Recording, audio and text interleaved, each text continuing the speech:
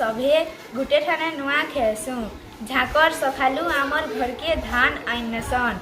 तापरे माँ घरर पूजा करसन।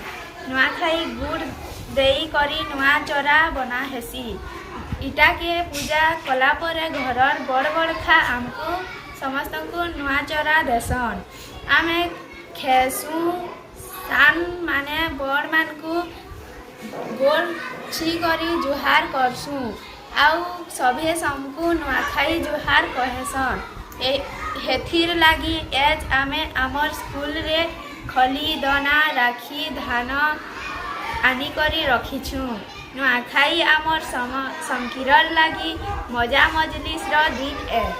समको नाखी जुहार।